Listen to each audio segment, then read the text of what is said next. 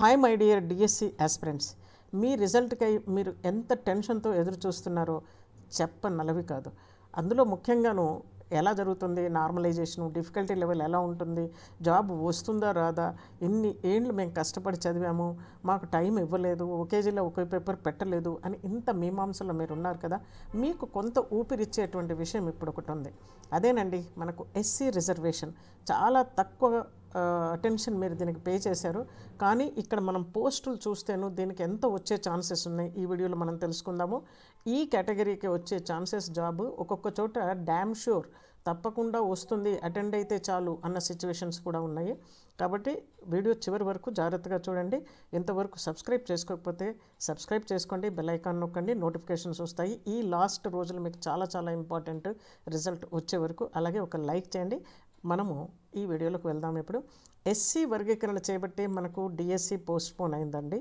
ఆ ఎస్సీ వర్గీకరణ ఇంతకుముందు కూడా ఎస్సీకి 15% రిజర్వేషన్ ఉంది. ఈ వర్గీకరణ చేయడం వల్ల ఇందులో 3 గ్రూపులుగా కేటాయించారు. గ్రూప్ 1, గ్రూప్ 2, గ్రూప్ 3గా. ఆ 15%ను వాళ్ళు డివైడ్ చేశారు. గ్రూప్ 1కి 1%గా చేశారు, అలాగే గ్రూప్ 2కి 6.5%గా రిజర్వ్ చేశారు, అలాగే గ్రూప్ 3కి 7.5%. అంటే ఈ 2 గ్రూపులు కలిస్తే థర్డ్ గ్రూప్ 50% రిజర్వేషన్ గ్రూప్ 3కి ఉంది. మరి ఈ గ్రూపుల్లోకి ఏ కులాలు వస్తాయి, వాళ్ళకి ఎంత పర్సెంట్ రిజర్వేషన్ ఉంది, ఎంత ఛాన్సెస్ ఆఫ్ జాబ్ వస్తుంది అనేటువంటిది ఉంది అనేది ఇప్పుడు మనం చూద్దాం. ఈ టేబుల్ చూస్తానండి, మనకెవ్వరు కూడా కట్ ఆఫ్ మార్కులు చెప్పడం ఇవన్నీ కూడా అబద్ధాలండి, ఎవరు చెప్పలేరు. ఎందుకంటే మనకి ఇక్కడ ఈ టేబుల్ చూస్తే 13 జిల్లాలలో కూడా టోటల్ ఎంతమంది అభ్యర్థులు ఉన్నారు అని చూపిస్తుంది, ఎన్ని అప్లికేషన్స్ వచ్చాయి అని చూపిస్తుంది, అందులో మేల్ ఎంత ఫిమేల్ ఎంత అని చూపిస్తుంది, ఓసీలో ఎన్ని వచ్చాయి, బీసీఏలో ఎన్ని వచ్చాయి ఇలా చూపిస్తుంది. కానీ ఏ పోస్టుకు ఎంతమంది అనేది మాత్రం చూపించట్లేదు. సో మీరు దీన్ని బట్టి మీకు వచ్చే ఛాన్సెస్ను మీరుగా గెస్ చేసుకోవచ్చు. మీరు పరీక్షను ఎలా రాశారు, ఎందుకంటే రెస్పాన్స్ షీట్స్లో మార్క్స్ వచ్చాయి, మీ మార్క్స్ మీకు చాలా తెలుసు. ఎవరికి డేటా కలెక్షన్కి ఇచ్చినా కొంతమంది తప్పిస్తారు, కొంతమంది రైట్ ఇస్తారు, కానీ మీ మార్క్స్ మాత్రం మీకు తప్పకుండా తెలుస్తాయి.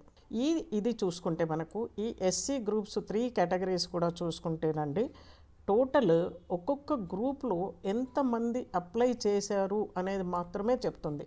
అన్ని పోస్టులకు కలిపి డిస్ట్రిక్ట్ వైజ్ శ్రీకాకుళం తీసుకుంటే చూడండి, ఇక్కడ గ్రూప్ 1లో 516 మంది, ఇక్కడ 666 మంది, ఇక్కడ 3066 మంది గ్రూప్ 3లో ఇలా అప్లై చేశారు. ఇలా కిందికి ఇలా వస్తుంటే ఇక్కడ చూస్తే మనకు 30 మంది మాత్రమే వెస్ట్ గోదావరిలో, అలాగే కృష్ణాలో చూసుకుంటే 26 మంది, ఇంకా గుంటూరులో చూసుకుంటే 12 మంది. అంటే వీళ్ళకు 1% రిజర్వేషన్ ఉంది, కానీ వచ్చే ఛాన్సెస్ ఎక్కువగా ఉంటాయి.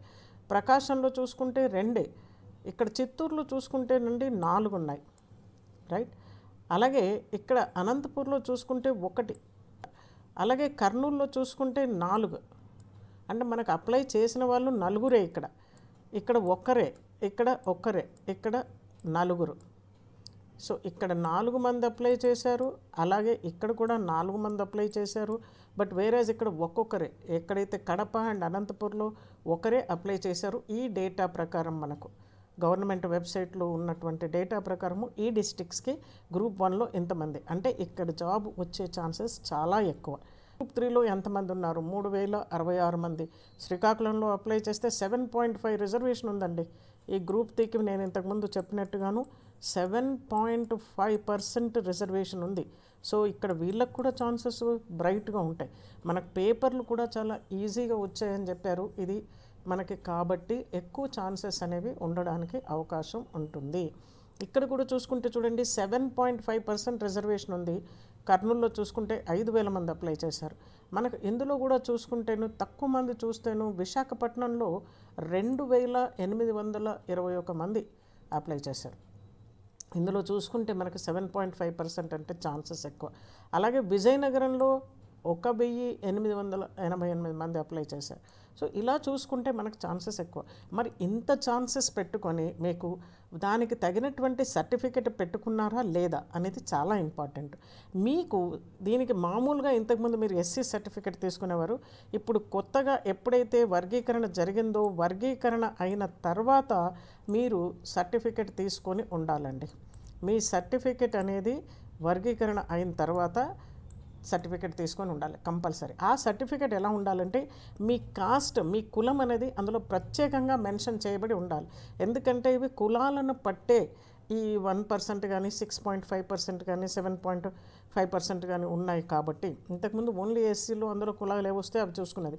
కానీ ఇప్పుడు కేటగిరీ వైజ్ ఉన్నాయి కాబట్టి ఇప్పుడు ఆ కేటగిరీ వైజ్ కులాలు ఏంటి, మీరు వాటిని ఎలా సర్టిఫికేట్ తీసుకోవాలి, అదే కులం అందులో మెన్షన్ చేసి ఉండాలి.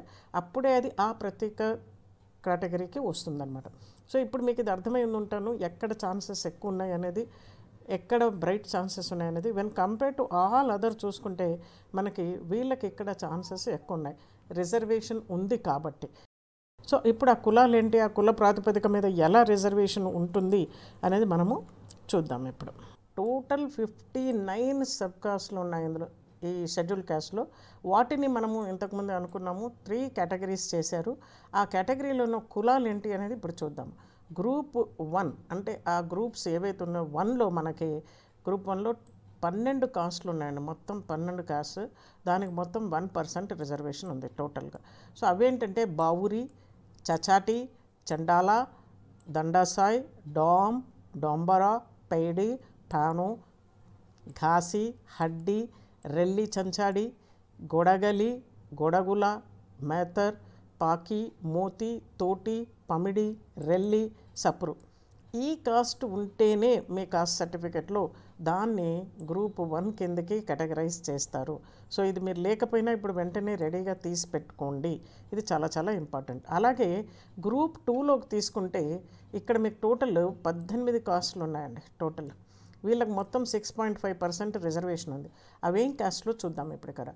ఇక్కడ చూసుకుంటే అరుంధతియ, బెండ్ల, చమార్, మోచి, మూచి, చమార్ రవిదాస్, చమార్ రోహిదాస్, చంబార్, డక్కల్, డక్కల్వార్, ఢోర్, గోడారి, గోసాంగి, జొగ్గాలి, జంబువాలు, కొలుపులవండ్లు, పంబడ అండ్ పంబంద అండ్ పంబాల, మాదిగ, మాదిగ దాసు, మస్టీన్, మాంగ్, మాంగరుడి, మాతంగి, సమాగార, సిందుల్ల, చిండుల్ల, సిందుళ్ళు అండ్ చిండుళ్ళు.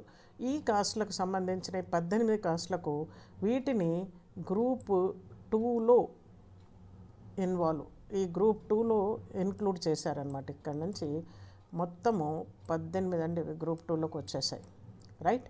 ఇకపోతే గ్రూప్ 3లోకి ఏమవుతున్నాయి అనేది చూస్తే గ్రూప్ 3లో కూడా టోటల్గా 29 కాస్ట్లు ఉన్నాయండి. అందుకే గ్రూప్ డికి రిజర్వేషన్ కూడా 7.5% ఇచ్చారు.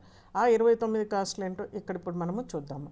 ఆది ద్రవిడ, అనముక్, అరైమాల, అర్వమాల, బరికి and బ్యాగార, బ్యాగారి, చాలవాడి, ఎల్లమాలవార్, ఎల్లమాలవండ్లు, హొలియా, హొలియదాసరి, మదిసి కరువ, మదారి కరువ, Mahar, Mala, Mala అయవారు, Mala Dasari, Mala Dasu, Mala Hanoi, మాల జంగం, మాల మస్తి, మాల సాలే, మాల నేత, మాల నేత్కాని, మాల శైలి, మాల నేత్కాని, మాల సన్యాసి, మన్నే, మండాల, సంబాన్, యతాల, వల్లువాన్, ఆది ఆంధ్ర, మషితి అండ్ మిథా అయల్వార్ అండ్ పంచమ పర్య.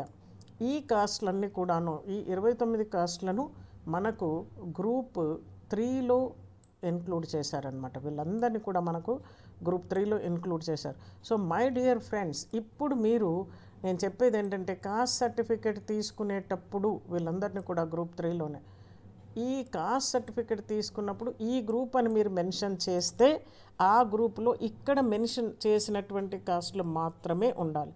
కాబట్టి అవి మాత్రమే ఉండాలి. కాబట్టి మీరు కాస్ట్ సర్టిఫికేట్ తీసుకున్నప్పుడు జాగ్రత్తగా తీసుకొని, అది కూడా వర్గీకరణ అయిన తర్వాత సర్టిఫికేట్ తీసుకొని తయారుగా ఉండండి. సో ఇది మీకు చాలా చాలా ఇంపార్టెంట్. మీకు పోస్ట్ వచ్చే ఛాన్సెస్ ఎక్కువ ఉంటాయి. కాబట్టి ఎట్టి పరిస్థితుల్లో ఒక సర్టిఫికేట్ లేనందున మీకు పోస్ట్ను ఫోర్గో చేసుకోవద్దు మై డియర్ ఫ్రెండ్స్. ఈ సర్టిఫికేట్ చాలా చాలా ఇంపార్టెంట్. తీసుకొని రెడీగా ఉంచుకోండి. I wish you all the best. ఏమి కూల్గా ఉండండి, మీకు జవాబు తప్పకుండా వస్తుంది అనుకొని ఉండండి. రాకపోయినా పర్వాలేదు, ఎన్నో ఉన్నాయి జాబ్స్. మళ్ళీ తప్పకుండా ఈ సర్టిఫికేట్ తీసి పెట్టుకుంటే ఎన్నో పోస్టులు రోజు పడుతూనే ఉన్నాయి, మీకు వస్తూనే ఉంటాయి. My dear friends, I wish you all the best. Thank you so much.